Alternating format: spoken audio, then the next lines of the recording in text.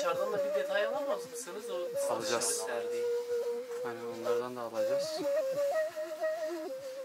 مملكة سêrtê عندي خلق سêrtê me ava pêncî sal eser bî eşê me heş hefta salê me ez kettim eser bî eşê niha çil şêst û du salê me yani demek pêncî çar sal ez ser bî eşê me meslekê me ew e ew keşî pezê çoraya ji pezê çor tabi ewl zehftir bû ama niha hindik maya zehf namaya hinek elyaf çê dikin hinek yê liv wayê yê berxa çê dikin ama keş way berî nemaya hindik maya û senatê me jî zaten way ewl naçî hemî êşê me fabrîqa makîna derketiye senatê me jî ancak ji bona hediye xatira filan diçe başka naçe yani ew meslekê me yê me got yani hemî êşê destaya yê me ne makînaya niha yazilî derketine yazî me ser bî yazî yazmış dikin abilê me resî me her tişte me çê dikin ama tu bêjî tu pirs bikî ker jî nemaya bêkar e ama çolmasa ez vala bibim îştin ne zetenî ku îştin ne bi emel vê derçî wê bê şikir ji Xwedê re me dibêjin nexwe ker nemaya yani rojî me dişixulin heta şefeqê ancak 40 milyon rojiyê me ew e ez wista me xwe dikanê me ama ku ez vala bibim jî ew 40 werqa jî wê biçî ew zaten kurtarmışê me nakî rehmetî ustayê me ev e çor rehmetê çor rehmetê yê mana jî zehf hindik mana yani usta zaten ama yê mana way me jî ama hosta yê berin hemî çor rehmetê rehma Xwedê lê bidî ez heftî heşt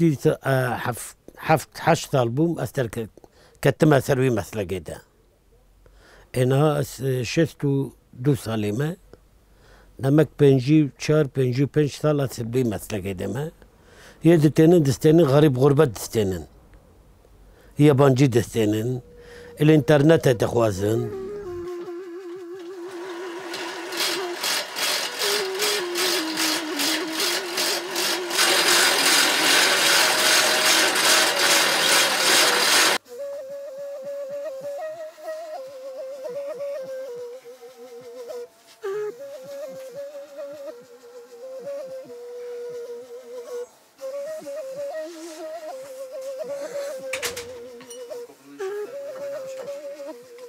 Yaşar.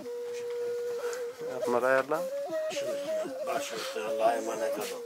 Güle güle Allah'a emanet olun. Sağ olun.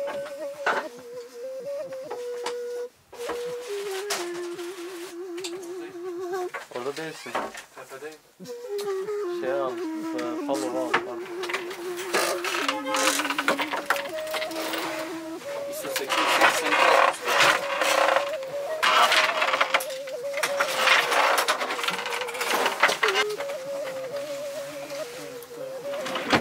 Yedek yapmışım abi.